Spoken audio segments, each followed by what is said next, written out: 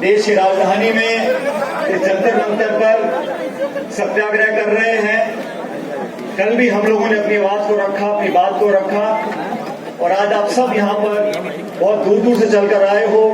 केंद्र की सरकार ने, पुलिस ने तमाम नाकाबंदियां करी, लोगों को रोका, वाहनों को रोका, फिर भी आप सब लोग अपने जज्बे से और इस देश में जो ज्वलंत मुद्दा है उसके समर्थन में आज यहाँ पर उपस्थित हुए हो। मैं आप सबका धन्यवाद करना चाहता हूँ।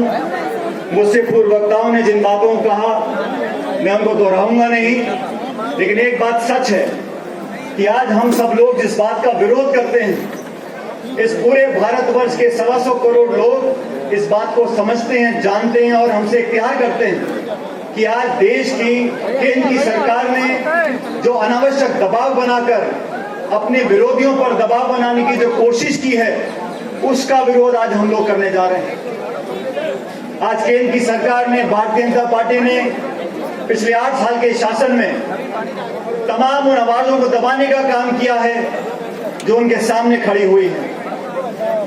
8 साल के शासन में उन्होंने कोई कसर नहीं छोड़ी। देश के किसानों पर, नौजवानों पर, मध्यम वर्ग पर हर प्रकार का आक्रमण किया, और जब चुनाव आते हैं तो ध्रुवीकरण कर कर वोट लेने का काम किया। लेकिन आज देश का नौजवान सवाल पूछना चाहता है कि आपने सेना में जो अग्निपथ की जो योजना बनाई है, ये किससे पूछकर बनाई है? घोषणा सरकार ने करी और कल उस योजना का बचाव करने के लिए आपने फौजियों को भेज दिया। ये घोषणा प्रशासनिक है और राजनीतिक है। 4 साल की नौकरी के बाद लोगों को वापस सड़क पर आना पड़ेगा, और जैसा भी पूर्व वक्ताओं ने बोला, इसके समर्थन में कांग्रेस पार्टी की पूरा नेतृत्व, हम एक कार्यकर्ता नौजवानों के साथ खड़े हैं। कल इसी मंच से आदरणीय प्रियंका गांधी जी ने अपील करी है कि सभी नौजवान शांति और अमन चैन बनाकर रखें। हिंसा किसी भी सवाल का जवाब नहीं हो सकता। सरकारी संपत्ति को नष्ट करना, हम इसको गलत मानते हैं। सबसे विनम्र निवेदन करते हैं कि शांति बनाकर रखें। लेकिन नौजवान आज देश का आक्रोशित है, असुरक्षित है, अपने भविष्य के लिए चिंतित है। आपने जो खिलवाड़ किया है, ये सिर्फ भर्ती की प्रक्रिया नहीं है, आपने नौजवानों के सपनों के साथ खिलवाड़ किया है। आपने हमारे ग्रामीण क्षेत्र से जिन किसानों के बच्चे फौज में भर्ती होना चाहते थे, अपनी भारत माता के लिए शहादत देने के लिए तैयार होना चाहते थे, आपने उनके साथ धोखा किया है। हम भी चाहते हैं कि फौज में नौजवान और लोग जमे, लेकिन भारत की सरहद एक तरफ चीन है, एक तरफ पाकिस्तान है। ऐसे मौके पर आपने फौज और हमारी सेनाओं के साथ खिलवाड़ करने की कोशिश की है। मैं इसको गलत मानता हूं। अगर बदलाव भी करना था तो संसद में चर्चा करते, नौजवानों से बात करते और कोशिश कर देखते कि किस प्रकार का बदलाव हो सकता है। लेकिन ग्रामीण परिप्रेक्ष्य से अधिकांश लोग फौज में भर्ती होने के लिए आगे आते हैं और बहुत महीनों तक, सालों तक प्रशिक्षण करते हैं। आज तमाम कांग्रेस पार्टी का नेतृत्व और कांग्रेस पार्टी इन नौजवानों की मांग के साथ खड़ी है।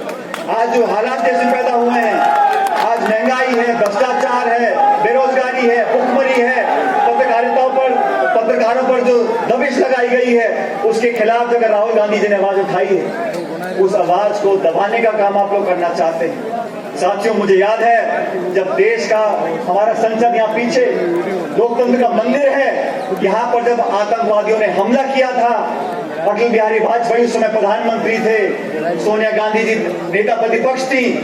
इतने बड़े आक्रमण के बाद जो पहली बार हुआ था, उस समय एक जिम्मेदार विपक्ष की भूमिका निभाई सोनिया गांधी जी ने। उन्होंने सदन में खड़े होकर कहा था कि वाजपेयी जी, आप भाजपा के प्रधानमंत्री हो, लेकिन आज देश पर हमला हुआ है, पूरी कांग्रेस पार्टी सरकार के साथ खड़ी है, पाकिस्तान को मुंह पर जवाब दो। ये भावना थी, विपक्ष का सम्मान करना कांग्रेस सरकारों ने कर दिखाया है। लेकिन आप सिर्फ आवाज दबाना चाहते हो, आप वोट की राजनीति करना चाहते हो, आप किसानों को धोखे में रखना चाहते हो, आप नौजवानों के भविष्य को बर्बाद करना चाहते हो, आप सिर्फ ध्रुवीकरण की राजनीति करना चाहते हो, आप देश को हमेशा उबाल पर रखना चाहते हो, टकराव पैदा करना चाहते हो, हिंसा का माहौल पैदा करना चाहते हो। तमाम कांग्रेस की विचारधारा वाले लोग एकजुट होकर सामने आएंगे और आज आप लोगों ने दिखाया है कि एकजुटता के साथ हम आगे बढ़ सकते हैं। और सोनिया गांधी जी ने कहा था उदयपुर के शिविर में कि हमको बहुत कुछ पार्टी ने दिया है, हम बड़े बड़े पदों पर हैं, रह चुके हैं, लेकिन आज देश को जरूरत है, जमहूरियत को जरूरत है, लोकतंत्र को जरूरत है कि हम सड़कों पर आए और संघर्ष करें। और मुझे खुशी है कि आज हम सब इकट्ठा होकर ये पूरा देश देख रहा है और केंद्र की सरकार भी देख रही है कि हम अगर एकजुट होकर बात रखेंगे हमारी आवाज के सामने, केंद्र की सरकार को झुकना पड़ेगा, क्योंकि जनता जनार्दन है और हमारे कार्यकर्ता हमारी रीढ़ की हड्डी है। हम एकजुट रहेंगे, एक स्वस्थ रहेंगे, हमारी हर बात को लोग मानेंगे। आप लोग यहाँ पर आए और मुझे बोलने का मौका दिया, आपका बहुत बहुत धन्यवाद। जय हिंद, राम राम।